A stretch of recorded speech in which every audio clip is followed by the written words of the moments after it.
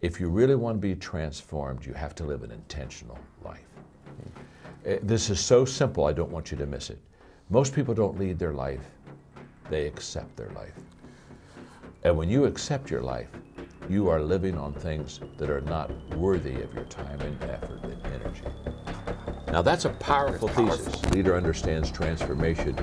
They go to a whole new level of their leadership. And now people aren't just following you because you're going to help them be successful. They're following you because their life is being changed. Oh my gosh. Welcome back to Max Out, everybody. Today it's a real honor for me. I have a friend, but one of my true heroes in my life sitting to my side. It's a real honor for me, Ed. Thanks for letting me be a part of this. Thank you, John, so much. This is one of the few interviews I've even been a little bit nervous for. So. Oh, hey, listen, you're just dealing with an old man here. An old man. We're just going to talk about life and enjoy ourselves. This old man has sold 30 million books in his life, plus. Well, it's because I'm old. Give enough time. You can't sell 30 million if you're a young man. You can't do it quickly. You understand? You got to be old to do those things. You also can't sell 30 million books unless they're great. And so he sold 30 million books, everybody. This is somebody who's trained leaders on every country in the world. Every country in the world. Yeah. He's won numerous awards. He is known as the expert on leadership in the business world. There's multiple publications that have named him as such. And he's got a new book coming out called Leader Shift that we're going to talk about today as well. But I just cannot tell you what a thrill it is for me to have you here today, John. So thank you. Thank you. And Ed, it's my honor. Thank you. And it's what a great joy for us to talk and enjoy each other and talk about leadership and all the stuff that we love and adding value to people and have so many people join us. And our goal, obviously, is to add value to you. So hang with us and hopefully we'll give you some good nuggets and principles that can really help you be a better person and a better leader and add value to others. No question, we're going to do that. Do you mind, because I've followed you, people ask me all the time, obviously in my space, what books to read. And I could tell you, I have people I recommend first their scriptures. Second book I always recommend everybody is Napoleon Hill, Think and Grow Rich. Think and Grow Rich. And then I say anything by John Maxwell. And that's honestly my answer. If you go to any of my social media posts, it's just, I'm not worthy. It's just, it's an absolute fact. Is it 80, so many books? I don't know, it's a bunch of them. I mean, but again, you can't write that many books unless you're old. Unless you're old. You'll understand. It all it's tied in with old. But there's this thing with publishers where they don't want you to keep writing them unless they sell them, unless they're really good. Yeah, they want you to sell it to you. So you're pretty good at that. But I always recommend you. And, Thank you. And your books have shaped my philosophies about leadership. They've validated things I hoped were true about being a leader. And I've just learned so much from you. So I know everybody's going to do that today. But I want to know a little about you because I don't know the whole background. So obviously you were a pastor of a church prior to getting into this space, Skyline Church, right? In San Diego, California. I was a pastor for 25 years. Everybody, they're 25 years pastor. This particular church we're talking, by the way, before the interview, 3 pastors in 70 years. Is that not incredible? Yeah, that's a great church. And I was the second one. I followed the founding pastor and loved it because I love to help people. Yeah. But I was with my publisher at a meeting and they said something that just changed my life. They said, John, we've been looking at the people who buy your books. And 2/3 of your books are bought by the business community. And I was totally shocked at I honestly had no clue. Because I was really, as a pastor, kind of writing more to the church community and the religious community. And I said, you're kidding me. They said, no. They said, you've become very popular in the business community because your leadership principles cross right over. And so the business people are going in there and they're grabbing your books to get the principles out so they can lead better. And literally, but now I'm a person of faith. Yes. So at that moment, Ed, I really felt God just say to me, and this is where you're going to spend the rest of your life, in the business community. And so I made, literally that day, made preparations to resign my congregation. We were in a major building program, so it took me a couple years to do it correctly and make sure that that they would have success after I left. But literally, that was the day that kind of changed me and had me. I went over to this entirely new area. That's interesting. So there's a calling on your heart, right? Definitely. And there are people that are listening to this because I get messages from them all the time that are in something similar, meaning they're in a career that maybe was their first dream. Yeah. You know what I mean? Like this was their dream. They thought this is what they wanted to do. They've gone down the road to a certain extent, but they're feeling this tug on their heart to maybe chase their passion or their mission. What would you say to those people? That had to be a difficult decision. You had all these people relying on you. Oh, of course. Well, first of all, if you're very successful, whatever you leave, you're leaving something that's very successful. And what I found a long time ago, it's very easy to leave something that's bad. It's kind of like, get out of town. You know what I mean? Where's the exit? But when it comes to something successful, people say, wow, I've got to give this up. This is really good for me. This is really working. In fact, I tell people all the time they need to do an autopsy on success. Because the greatest detriment of tomorrow's success is today's success. Because the tendency is for me when I'm successful, Ed, to hold on to it and say, okay, let's not change anything. We've got the formula, we got it down. We're making some good money. We're helping some people. So let's kind of box it and kind of set it apart and let's keep it just as it is. And of course, that's a disaster. In fact, that's one of the reasons why I wrote the book Leader Shifts, is because I wanted to help people understand that there's no such thing as leading people the same way forever. That you have to keep learning and growing and shifting and making those shifts in your life. But for me, when I made this transition into the business world, what I discovered was, as you were talking a moment ago, you feel the tug on your heart, the kind of like, wow, I started here and now I'm over here. Here's what I believe. I believe that as you follow your dream, it gets bigger. And when it gets bigger, there are more things that you're learning about it that you didn't know when you started. In the beginning, the dream is just, it's just very little, and you can kind of see it. So you go that way, but then it begins to expand. Yes. And for me, it's a calling. And let me just say this. I'm not trying to be over spiritual, but somebody asked me the other day what a calling was, and I like kind of my new definition for calling. Okay. In fact, in my book Leader Shifts, one of my chapters is shifting from career to calling, and how perfect. And how do I make that shift? But I think a calling is a purpose with a divine touch. Oh, that's wonderful. I love that. Isn't that good? Yes, Don't read that, right? That sounds terrible, but it is good. I'm stealing it. It is good. But it's you've got this purpose, but there's a difference thing, and that there's a higher touch. I was doing an interview in our John Maxwell company. We have a simulcast called L2L that goes out to hundreds of sites, and Tyler Perry and I were doing an interview together, and he wrote a book, and I love the title of his book, and that is Higher is Waiting. I love that. And I love that. And I think that a calling is you've got this purpose, but all of a sudden, higher is waiting. There's a divine touch on it until all of a sudden you say, okay, this is more than just my purpose. This is our purpose, God's purpose and my purpose together. Beautiful. And you want to talk about a partnership. That's a good partnership. That's the ultimate partnership. That's the ultimate partnership. I love that. See, I'm done. That's what I needed to do. Did you grow up? I'm just curious. We're going to navigate in and out of different topics. Did you grow up in your faith?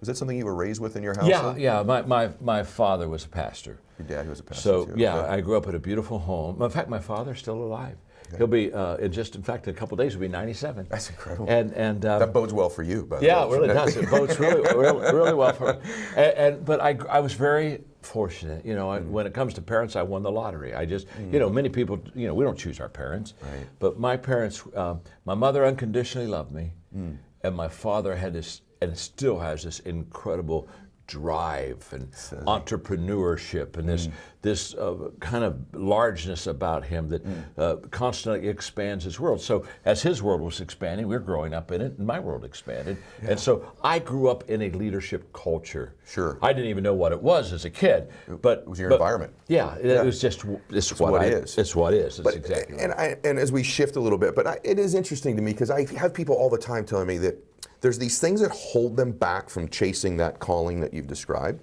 And I think one of them is, maybe I'm wrong about that, but you grew up in the church, your dad was a pastor, you become one. I'm sure the family was very proud of that, right? Yeah. You'd achieved so much. Yeah.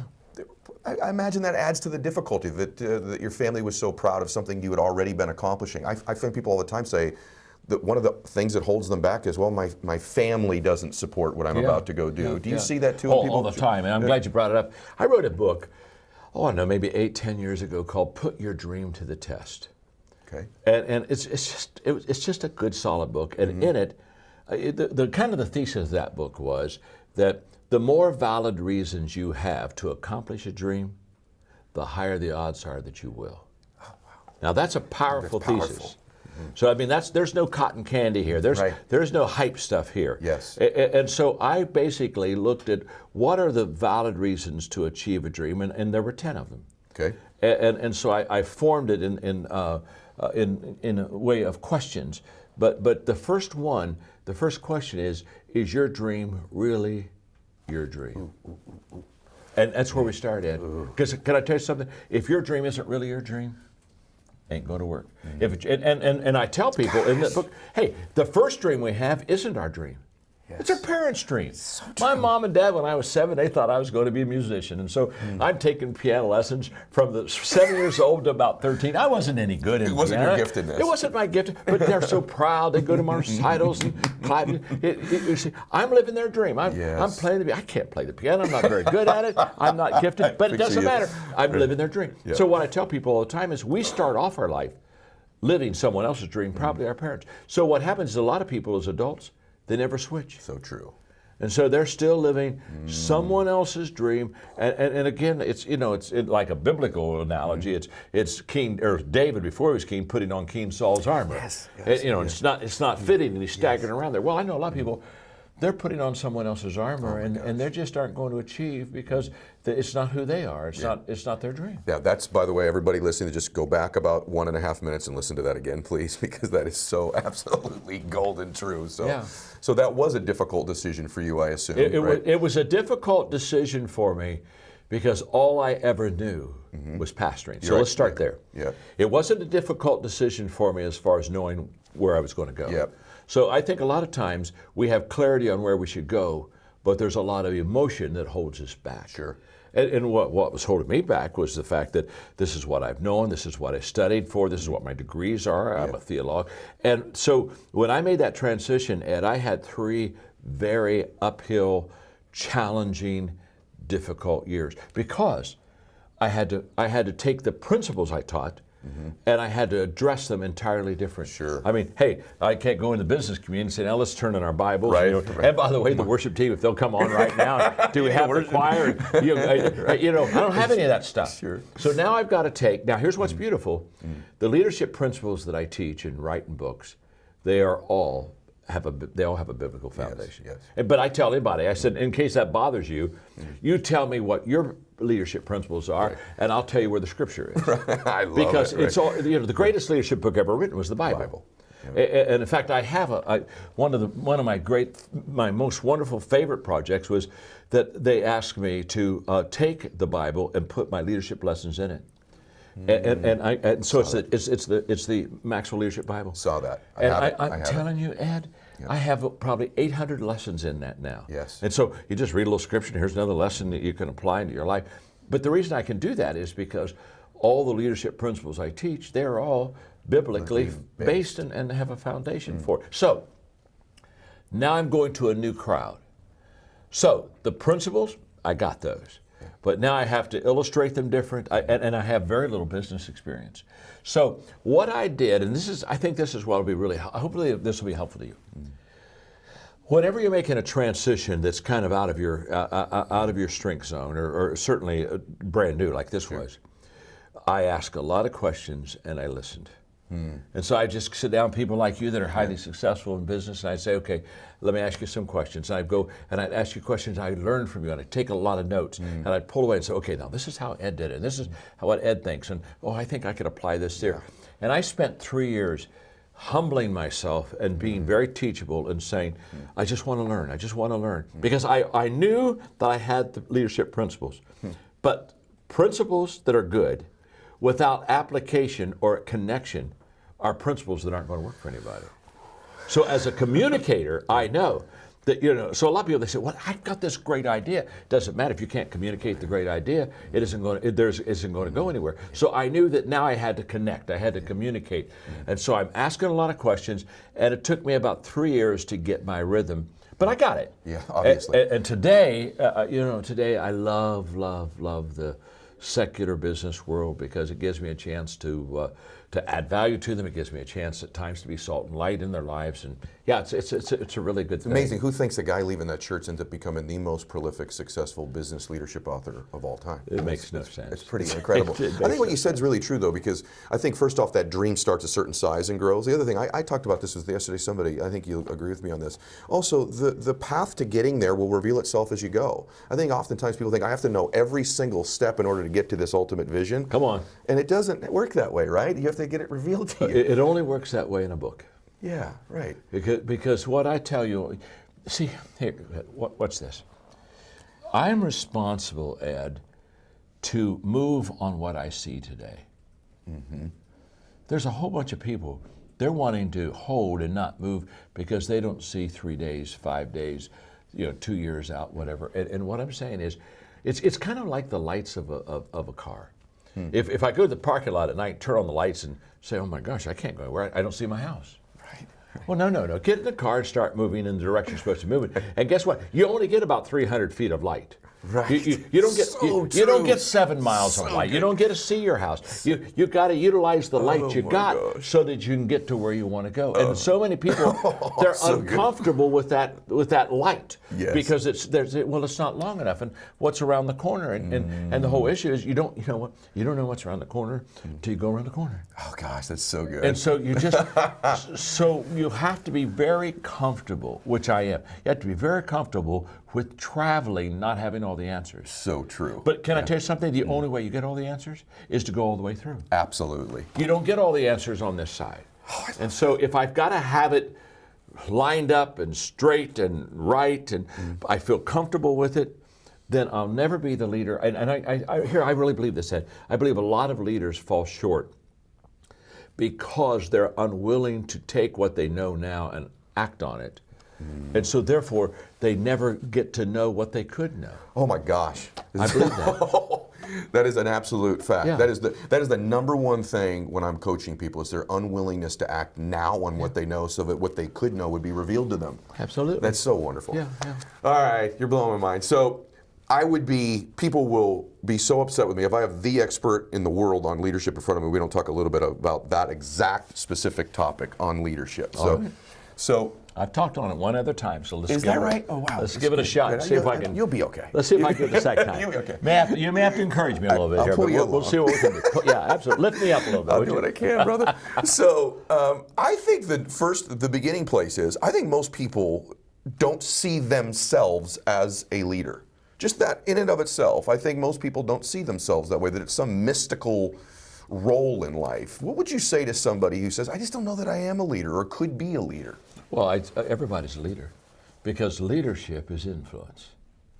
That's what it is, and that definition of leadership has served me so well for so many years. Yeah. It's in fact in my book, The 21 Irrefutable Laws of Leadership. There's the law. Great book. Leadership is influence, nothing more, nothing less. So when somebody says they're not a leader, I said, well, let me ask you a question: do you influence anybody?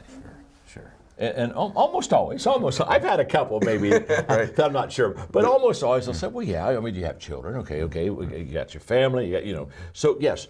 Now, it may be a little influence, it may be 8, 10 people, it may not be, but I look at them and say, okay, if you influence 8 or 10 people, you are a leader. See, what people think is they've got to have some kind of a title or position to be a leader. And so they say, well, I don't have a leadership position, so I'm not a leader. Well, you and I both know the position doesn't make you a leader anyway. Right.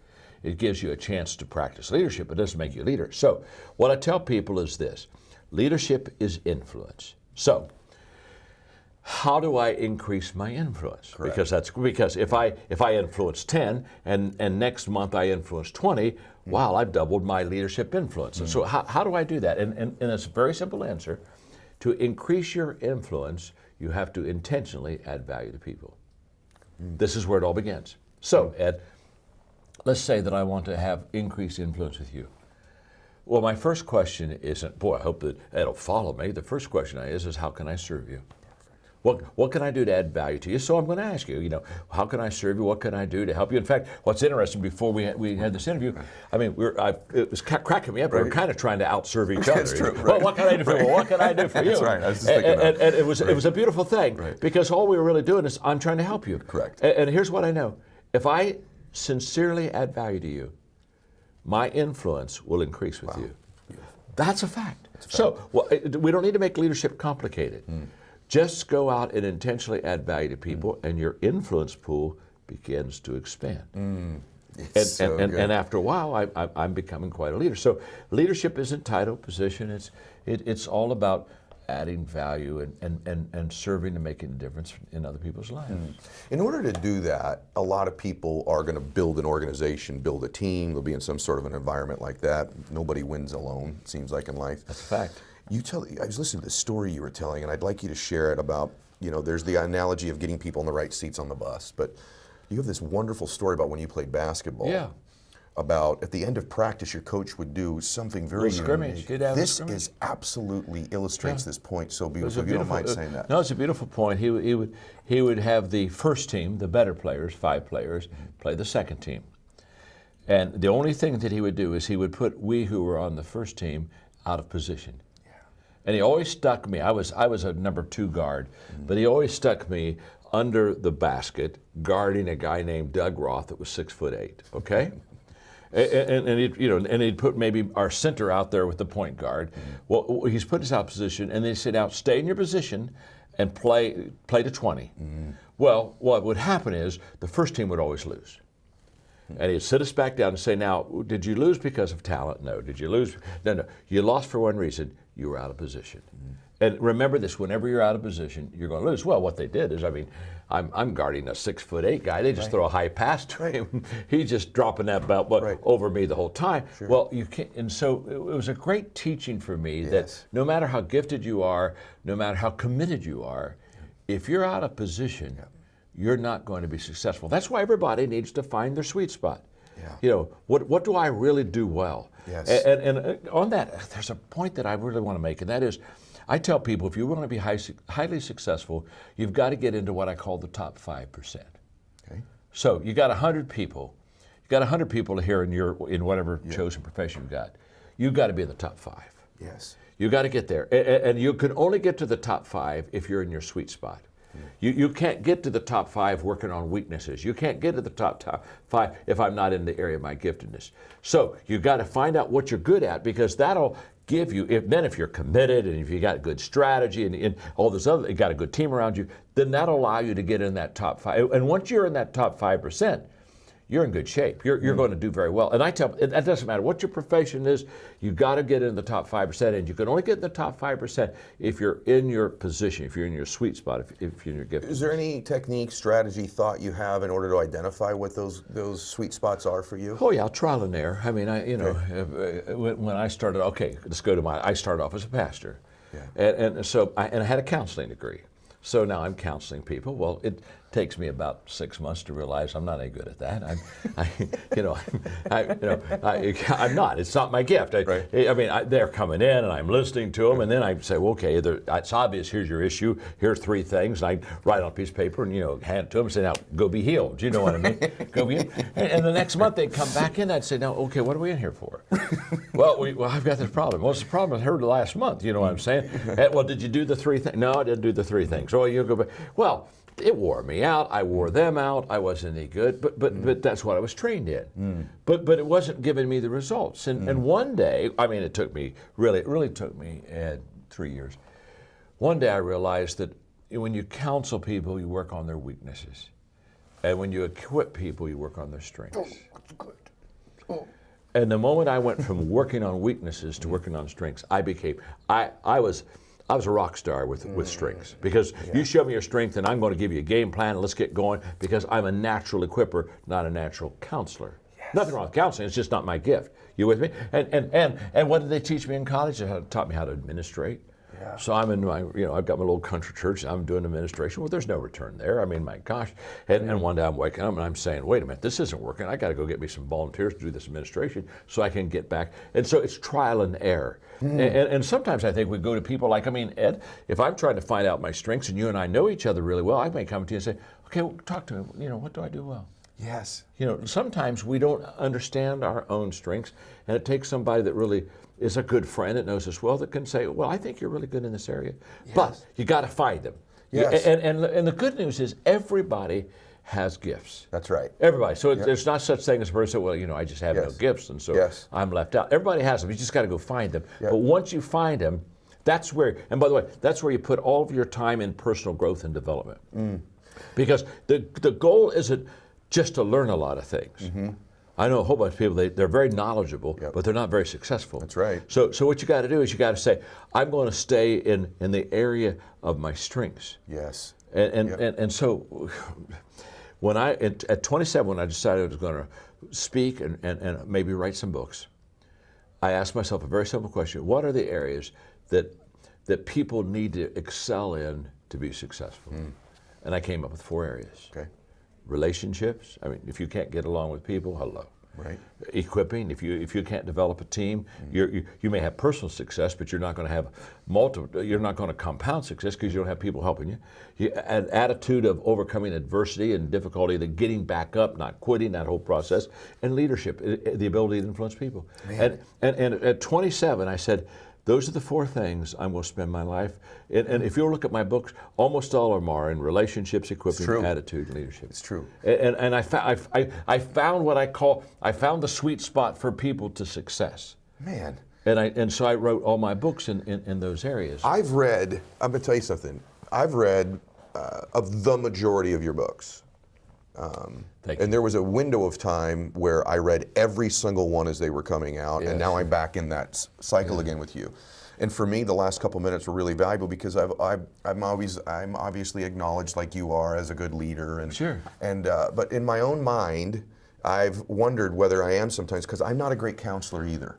And I mean that, like when people are looking for counsel from me, but what I am, I do feel like I'm really good at identifying giftedness in people. Yes. I see giftedness. I think I'm good at equipping people. And so leaders come in different shapes, sizes, and forms. That was just really a good validation just for me, and I think it would be for certain people listening to this, because I think also sometimes people that are really good at executing themselves potentially maybe struggle with counseling people on to do things, but they're great at they could be great at equipping them. Oh, absolutely, absolutely. And what I found is successful people are really good at finding their gifts, getting in their gift zone, and then just really staying there and becoming successful. I think they're happier too. Oh yes, but successful leaders, there's the difference.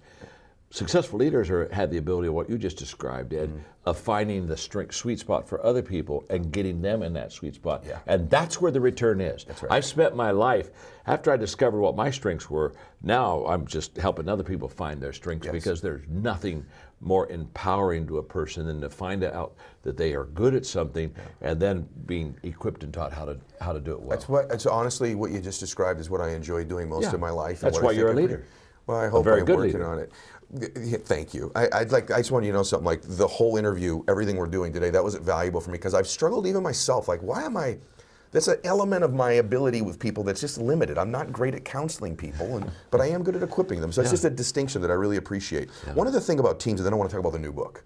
But one thing I want to talk about on building teams and having teams is, I have probably talked about the law of the catalyst. Oh yeah. In my life and business that you've talked about in various different books. Yes.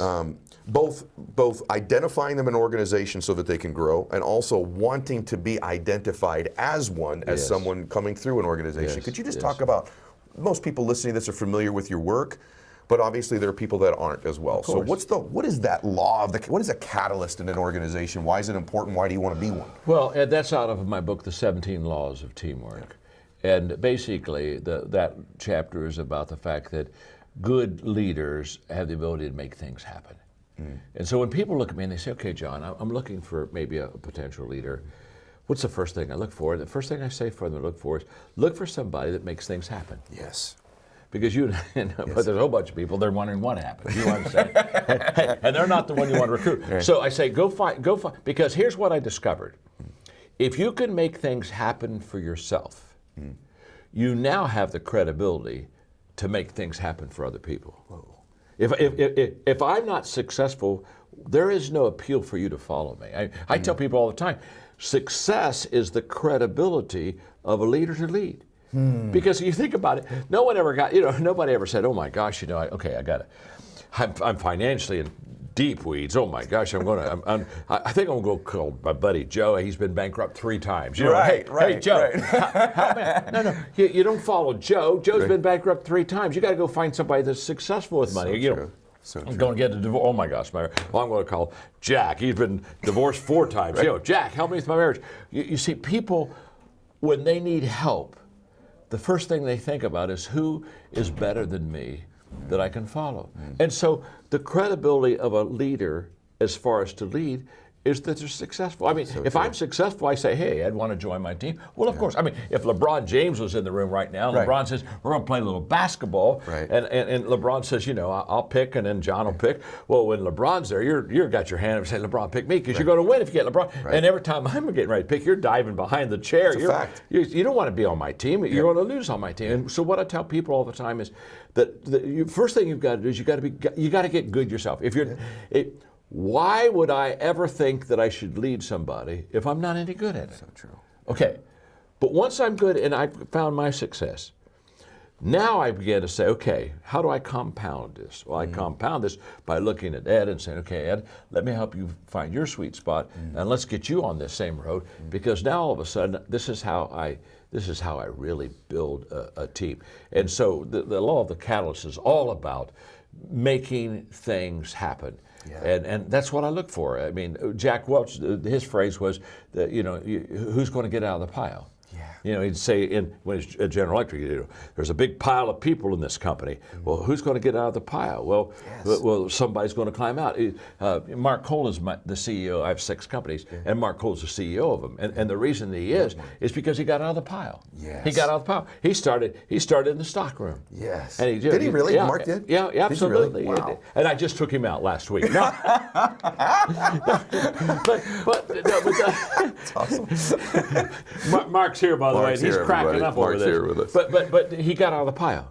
Yes. In other words, everywhere he was, he succeeded. Yes. And everywhere he went, he won. Yes. And after a while, you just sit there and say, okay, I think I'll let him run this thing because he knows how to do it. And so for all of us, I say before you go lead somebody else, just kind of get good yourself. So right. You're a mutual hero of mine, friend of yours that we were talking about off camera, Art Williams. Oh, and how important is leadership, right? And Art would used to say, and still probably does, say, you want to show me any church, Boy Scout troop, football team, company, I'm going to show you something being run by a leader. That's right. And in every great company, the leaders are great at identifying catalysts. I mean, and when you find them, pay them well, keep them, because they're priceless when you have them. Somebody, I'm sure Mark's over there nodding his head that you should even pay them even better. So, But I wanted to say something to you about your books that I think are just, they're such great reads.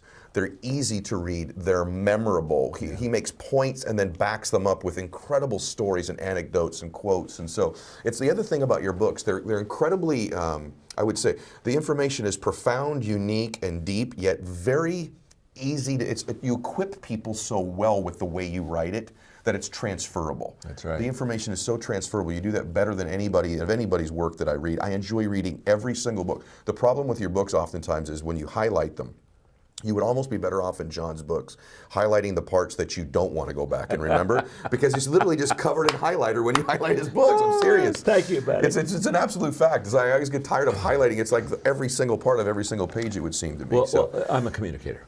So let's start here. You know, an educator takes something simple and makes it complicated. I mean, think of all, all my college, all this stuff. I mean, in an educational world, if you're not confused, they're not happy. So true. I mean, their sentences are a paragraph long. I mean, by the time I get down to the paragraph, I forgot what the first part of the sentence was. I got to go back and read the paragraph. Instead of short sentences, I'm dealing with a paragraph.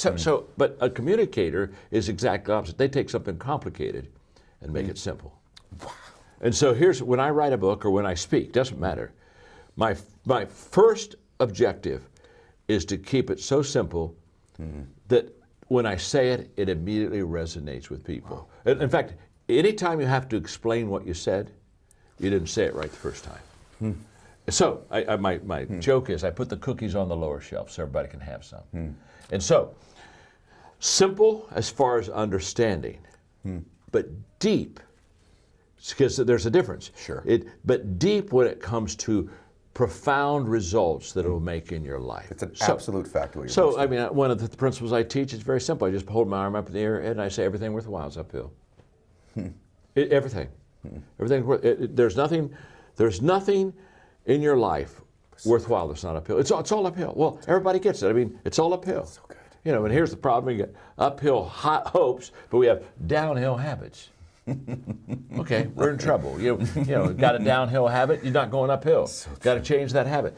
So everything that I teach with a real passion to keep it simple, but keep it very practical, and make sure that the principle is life changing. Yes. If you could do those three things, Wonderful. then you really got it going. And when I wrote the book Leader Shifts, I've been sitting on that book probably for a good 12 years. Have you really? Wow. In fact, a lady on our team named Erin, who does a lot of content for me, yes, she shared with me, she said, John, you really need to get that book out. And I kind of put it on the shelf and really wasn't too excited about getting it out because I thought, I don't know, this may be a little too simple.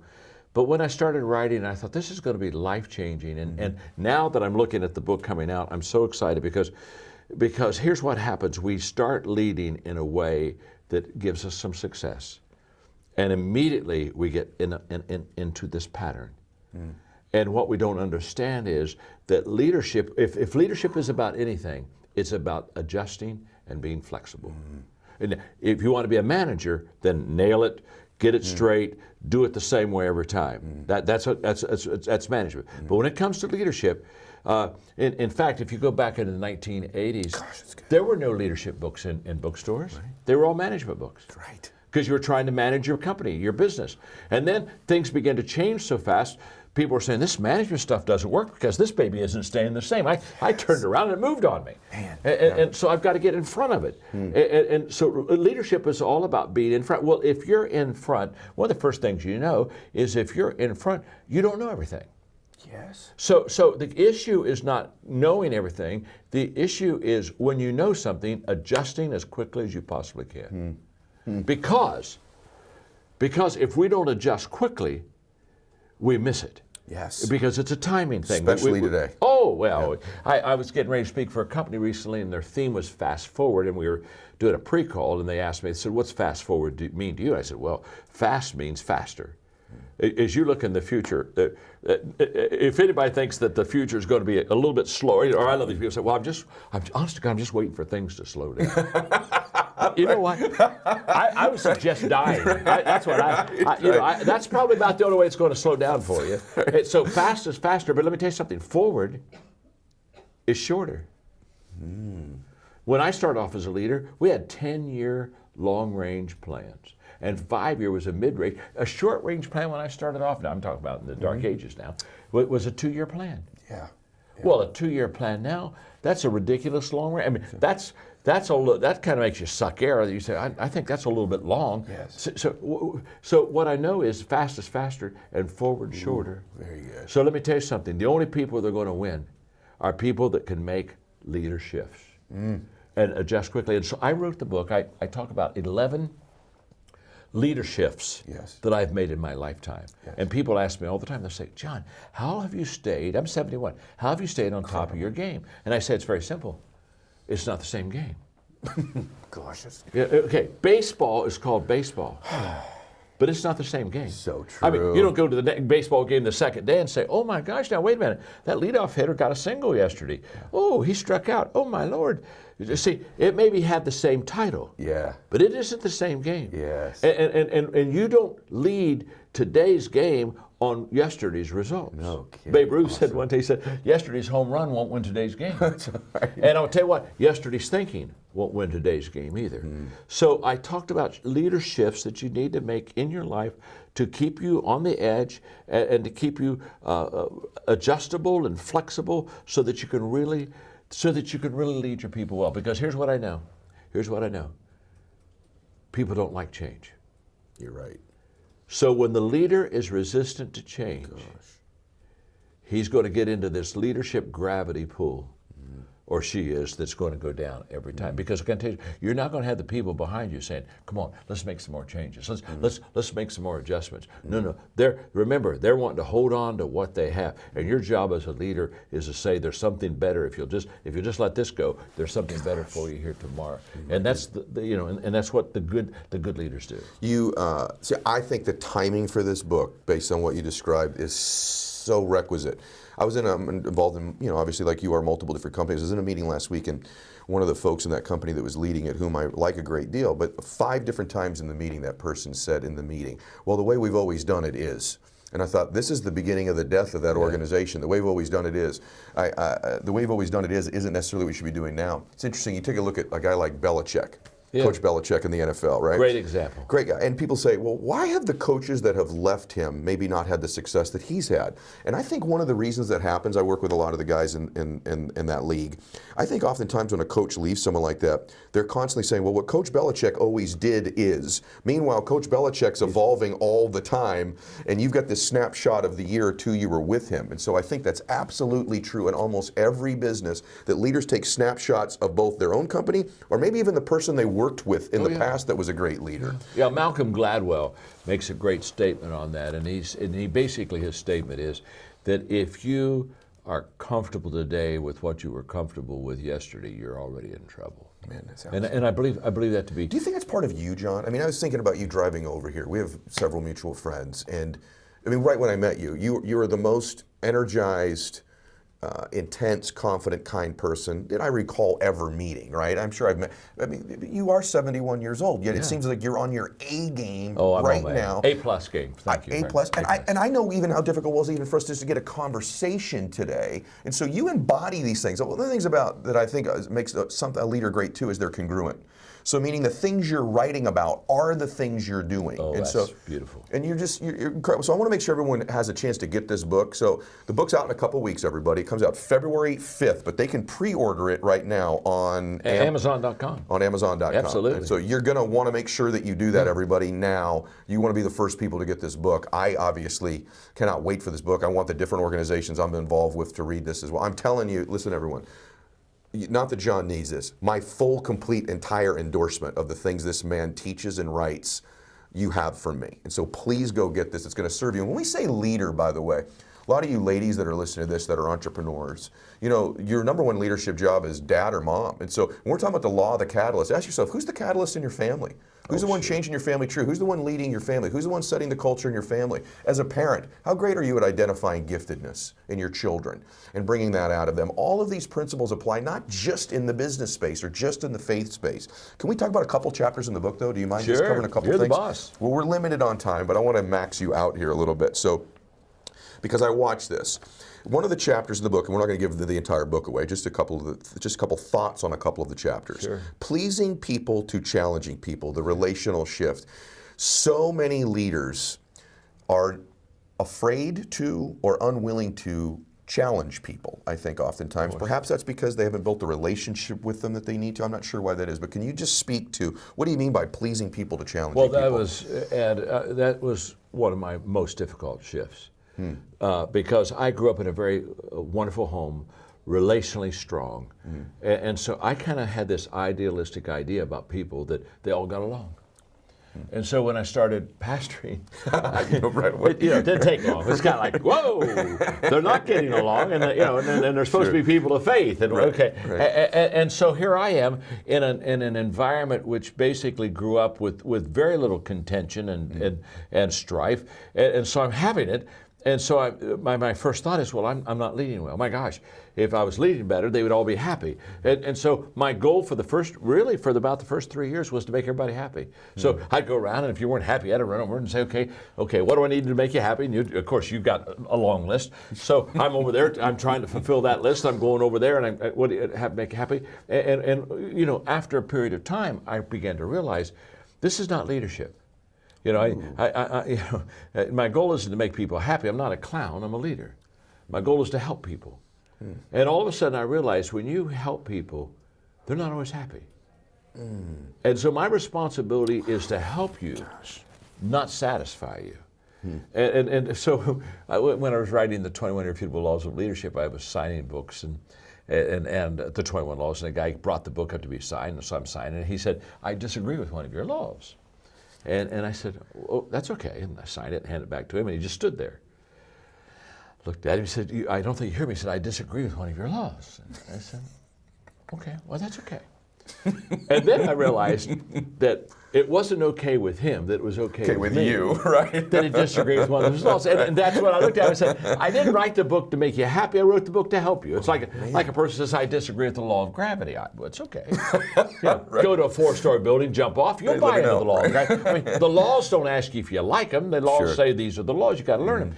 And so it was a tough adjustment for me to go from trying to make everybody happy to understanding that there's some loneliness in leadership, and there are times you make decisions that people are not going to be pleased with, but that's leadership, and that's what we're supposed to. I can't wait for people to read that chapter, because I do think that is it's a huge stomach block for people. So. Well, again, everybody, this is Leader Shifts. That's out February 5th. You need to get your hands on this, and I don't want to make sure that we give away the book. So I just want to ask you one more question about one thing in the book, just because I need to know at least 5% of the chapter from you. Okay, and then we'll get. I want to know what you meant by train leaders to transformational leaders. Just what that means, and then they can obviously read the book to get all the details. But what's a trained leader compared to a transformational leader? Well, now you're in the core of my calling, because I have an organization, a nonprofit organization called Equip. And so it's designed to train leaders. And so we, especially in the faith community, made a commitment to, we started off with what we call a 1 million leader mandate. Let's see if we can train 1 million leaders in the world. We accomplished that, and again, as you go, the vision expands. And I said, now that we trained 1 million leaders, I wonder if we could train a leader in every country of the world. Man. And so we focused on, and in 19 years from starting this organization, in the 19th year, we had trained 5 million leaders in every country of the world. We are the largest leadership training organization in the world. Wow. And it was so fulfilling and so satisfying. I mean, and so the board, we got together. I mean, we're obviously we're having celebrations and parties, and we hit this. And so we're in a board meeting, and it was kind of like, wow, look what we did, look what we did. And all of a sudden there was a restlessness within me. And I said, you know what, I think there's a level higher than what we've done. And they're all looking at us, what do you mean? We trained all these leaders. And we went into, I bet, about a 3-hour discussion that day with my board, because a lot of them said, boy, let's end it. We just scored. We just won the Super Bowl. And here you're kind of wanting to dive back in. And what I told them was, I said, well, the good news is we've trained leaders. So leaders know what to do. But just because you know how to lead doesn't mean you're changing lives. And I said, I think there's a higher level of leadership than trained leaders, and that's transformed leaders.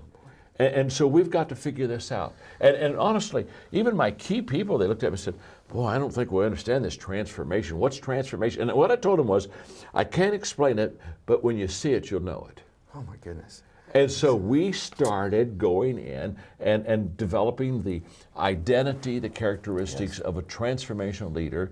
And then we started understanding that if people are going to be transformed, it's got to be in small groups like round tables, not in massive audiences. And we'd trained in auditoriums and massive audiences, and people are taking good notes, and they're learning it. But transformation happens when you and I are talking, and you're encouraging me and challenging me, and I'm asking questions, and we're having that give and take. So we said, let's go see if we can transform countries. And we started with Guatemala. And there's just 3 things to think about. We start top down. We don't even go into a country unless the president asks us. Mm-hmm. So we come in by the invitation of the president. We have 22 presidents of countries who have now asked us to come in and do transformation. So I mean, the line's getting long because things are. So top down, because influence filters down. It doesn't filter up. So I mean, we go, with top government, top business, top education, top religion, top media, top arts. We go and we get permission. So it's top down, but then transformation also. It goes small round table to big. Mass movements don't begin with a mass. They begin with a few people. So it goes, round table, small, big, and then we teach values, because what changes people's lives are values, which is inside out. It's inside out, small, big, top down. And we've got this strategy, Ed, and we've trained 500,000 people in Guatemala now. Oh my gosh. And we're going for the tipping point. 10% of a nation we're wanting to be in round tables, because that's the tipping point. Malcolm Gladwell tells us about. And we're in Paraguay now, and we are in Costa Rica, and I just came back from Kenya. I went to Saudi Arabia this year, and by the invitations of the leaders, of the country. Congratulations. And so it's so exciting. And so in leaderships, I talk about transformation.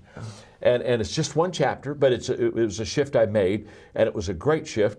And but probably every book I write from now on, I'll have something transformation, because we're seeing such life change, and I'm living and watching this, that it's kind of like it's contagious, and I'm wanting to share it with others, because I think that once a leader understands transformation, they go to a whole new level of their leadership. And now people aren't just following you because you're going to help them be successful. They're following you because their life is being changed. Oh my gosh. And that's a whole different game. Everybody, I know you're hearing this, and we've taken so much of your time, but this man's, you're just a treasure. I mean, there's one of him, everybody. There's nobody like this. There's no one that has this depth of understanding, this depth of faith, this depth of character. The ability to communicate is, when we were driving over, I told my wife, I said, just the minute he opens his mouth, it's just beautiful. When you hear the deep voice and his cadence, and I just feel like I love being in your presence, because I feel like I'm with somebody who's chasing the calling of their life, that's fulfilling their purpose. And I just think you're a treasure. And I want people to get leaderships, obviously, in Amazon February 5th, but I also want them experiencing you beyond that. And so other places they can find you are social media. You've got a couple million people. Is it John Maxwell on all of the social media platforms? We'll put it up on the screen here. It's johnmaxwell.com. They can go to that. And I have a coaching company. Oh my gosh. Yes. We started a coaching company 7 years ago. We've got over 20,000 coaches in 152 countries now. And they can find that through johnmaxwell.com? Or johnmaxwellteam.com, yeah. Okay, John Maxwell Team, and also Instagram, Twitter, all of the platforms. Follow John, guys. You want to be wouldn't you love to be hearing this sort of stuff on a very regular basis? And so not only should you be involved with his books, but you should be listening. A couple more questions before we go. Personal ones, though, if that's okay with you. One of the things I've admired about you all of my life, obviously, is that I'm proud when a man of faith is willing to be bold about it, but also just watching successful men of faith. But I'm going to ask you, if you don't mind answering. No. I'm curious personally, and there are people listening to this that are at this place in their life too. Have you ever struggled with your faith? Have you ever doubted your faith? I've struggled with my relationship with God. I've never struggled with my faith. Okay. And that's not because I'm a highly wonderful spiritual person. I am an automatic faith trusting person. Okay. I don't have a lot of cynicism, skepticism in my life that kind of makes me kind of look. In fact, probably my strength is my weakness. I'm very trusting with people, and so the good news is everybody feels very embraced. And the bad news is that I can certainly and have had times when that wasn't the best thing. So with my faith, as far as my faith in God, that's never. But my relationship I have, and it's always over. Sinners always around one thing. See, I believe that the key to success for a person of faith is obedience. So if somebody said, John, how can I have a successful walk with God? I would just say, obedience. Because that's how we get into the rhythm of a relationship, is obedience. And there have been times I've been disobedient. Okay. And what I tell people is when you're in the rhythm of a relationship with God in obedience, it's very natural. I don't get up and say, oh, I'm really obedient today, and oh my gosh, woo. Yeah. I'm just in that rhythm. Sure. But what I tell people all the time is if you're in a rhythm of obedience and then you do something wrong, it just stands up. It waves a flag. It's like you may not know you're always obedient, but you will know when you're disobedient. And there have been times when I put myself over God and put my own desires over God, or my own will, or my own way over God, and I feel kind of comfortable with that because David did that, And what did God say about David? He's a man after my own heart. Yes. And why did he say that? He said that not because David was a perfect man, right, but it was because every time God began to deal with him, David's great desire was to get back over to that rhythm of obedience again with God. I mean, he didn't resist him. He strayed, but he came back. So, oh my gosh, I got to get back over in that rhythm. And I think what God looks for in us is not perfection, but I think He does look for us to have a heart to serve Him and to love Seek Him too. and to seek Him. Does that make sense? It does. That's a wonderful answer, and I appreciate you being willing to answer it too, because I think sometimes people observe somebody like you, maybe me once in a while, and they think that we never have any struggle like that, or that we live perfectly all the time. And I think that vulnerability helps so many people. I get very uncomfortable with the leadership pedestal. Yeah. Very uncomfortable, because people want to put me there all the time because they look up and they kind of admire what you've done. And I had a great mentor that helped me many years ago that really centered me. And here's what he said. His name was Fred Smith, and he said, John, in fact, I will never forget. Fred Smith? No, not the Express guy. Another Fred Smith, out of Dallas, who was also a very successful corporate CEO. But he had been to, I'm just a kid, and I've got the 10th largest church in America, and I'm what, 31 or 32. And he took me out to a long lunch on Sunday after church, and he said, John, great service, wonderful. And he said, I really need to teach you something about giftedness. And what he told me, Ed, was he said, your gifts are greater than you. And he said, you have these amazing gifts, and so people, they're attracted to what you do, and they'll say, John, you're amazing. He said, when people tell you you're amazing, always understand that they're confused. You're not amazing at all. He says, you're human, you're a sinner, you're prone to mess up and make screw-ups of he said, there's nothing amazing about you, John. He said, what they really are seeing is your giftedness. Yes. And so he said, John, when people want to tell you how wonderful you are, he said, you're not wonderful. You're just a human sinner like everyone else. There's nothing that sets you apart from anyone else except your giftedness. So he said, when they're on their feet and giving you a standing ovation, smile, wave to them, but understand, they're applauding your gifts. They're not applying. And I'm telling you, Ed, that day I walked out of the Brigantine restaurant in San Diego, California, and I said, I got that. Yeah. I got that. And so what does that do? So when all this good stuff happens to me, it goes right back to God, because I didn't give myself the gift. He gave it to me. He is the total source of everything that's good about me, and I'm the total source of everything that's screwed up about me. You know? That's so beautiful. And I don't get those two confused at all. Wonderful. You follow what I'm saying? Wonderful. So when I'm in a mess up, I just look at myself because I've got the blame. But when the good stuff happens to me, it's Him. And that centered me. Yes.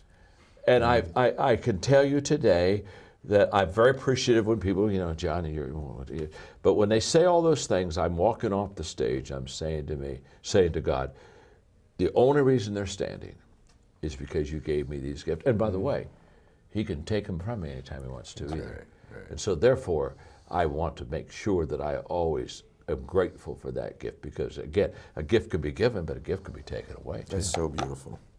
One more question. Yes, sir. Last one. Can I just tell you something, though? Yeah. It's so good to have a hero of mine and somebody that's been a role model of mine exceed my expectations as a man. And so, in this short time we've had, it just feels really good for me.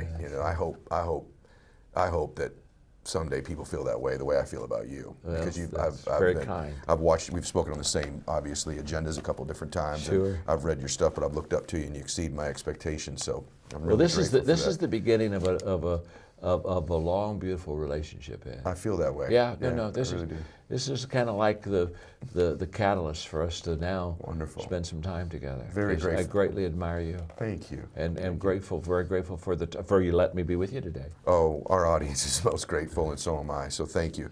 Last question. I want to ask it on behalf, because we both started out. Let's help people today, and obviously you've done that in many folds over. But there's people watching this. They say, look, I'd like to start to transform my life. Yeah. There's transformational leaders, but I need to transform my life. I want to take a step towards being happier, being more successful. And they had a minute with John Maxwell. They ran into you in a coffee shop. They said, Mr. Maxwell, I've got a question for you. Yeah. What would your advice be to me about just transforming my life? What would be the step you would take, the thought I should have, the action maybe I should take? Your answer to them would be what? Well, and in fact, I'm going to talk to them right now. Being a person of faith, the first thing I would share with you is a relationship with God, okay? And if you don't have a relationship with God, you're my friend, love you as much as someone that does, so please understand that. I'm not trying to convert you. It's just that when you find something that really is beautiful, you want to share it with everybody. And I remember when I became a person of faith, the verse that grabbed me the most is the verse that says, if a person is in Christ, he becomes a new creation. And I did. I became a new person, again, because of him. Now, let's skip that, okay? If you're not a person of faith, just act like you never heard it, okay? Let's go to the real thing. I would sit down at the table with you and I'd say, if you really want to be transformed, you have to live an intentional life. This is so simple, I don't want you to miss it. Most people don't lead their life, they accept their life. And when you accept your life, you are living on things that are not worthy of your time and effort and energy. And you heard me say in a moment, everything worthwhile is uphill. The reason I want you to understand that is to go uphill, you have to be intentional. Nobody ever went uphill by accident. You've never read a book on accidental achievements. You have to be intentional with what you do and who you are. And so I would just say to you, find your strengths, become very intentional, and commit your life every day to it's all uphill. It's all uphill. And listen, Ed's very successful. He's got great businesses, he's made a lot of money. Can I tell you something? It's still uphill for him. See, the great mistake we make is we think, I'm going to go out and make enough money, and there's a day when I can relax and I can rest and everything's going to be easy. Can I tell you something? The day that you have that day, one of your children, gets in an accident, problems will never, ever leave you. Issues, obstacles, difficulties, they're always going to surround you. So you never get to that place where you've got it made. You're not supposed to got it made. You're supposed to add value to people, and it's all uphill. Oh my gosh.